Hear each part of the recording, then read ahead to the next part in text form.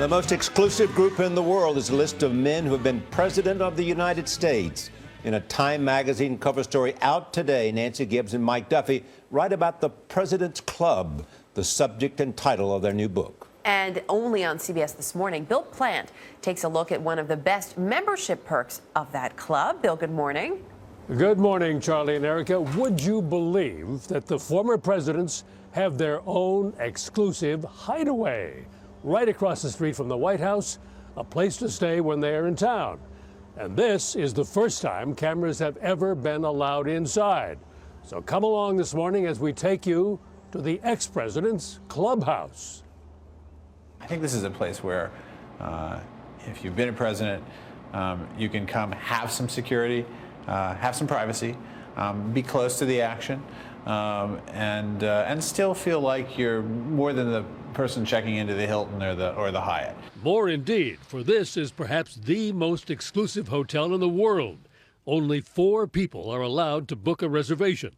CBS News is the first to tour the home with the President's Club co-author Mike Duffy. The reason this sort of overnight guest house exists goes back to Dick Nixon. He keeps getting phone calls from Johnson in Texas, who's restless at the ranch and keeps wanting to come to Washington, and that's why this is here. It was Nixon trying to basically keep Lyndon Johnson happy. But the first time Mr. Nixon came back to Washington after his resignation, he was forced to go elsewhere. Nixon asked to stay in this building, but Carter wouldn't let him. And it's more than just the clubhouse. Duffy and Gibbs write that former presidents often form surprising alliances.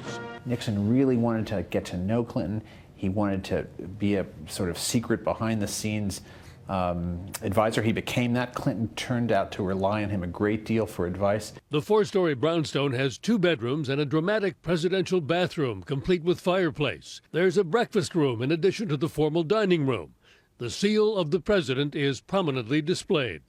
The ex-president who has used it the most? The person who has used it most, I think, is George Herbert Walker Bush, who stayed here during Clinton's presidency and then didn't have to when his son became the president himself and he could stay across the street. The authors say that Barbara Bush described the house as a dump. It was modernized at the end of her son's presidency. Thank you, Mr. President, for hosting us. There's a reason, says Duffy, that sitting presidents, including President Obama, like to talk to their predecessors. You come out of this job with so many scars that only you know about. And really, there's only a few people who understand what those scars are like.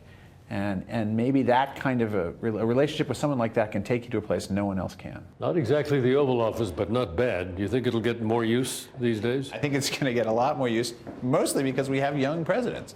So this is a club that probably has some growth years ahead. Well, the house is large, but it's no mansion.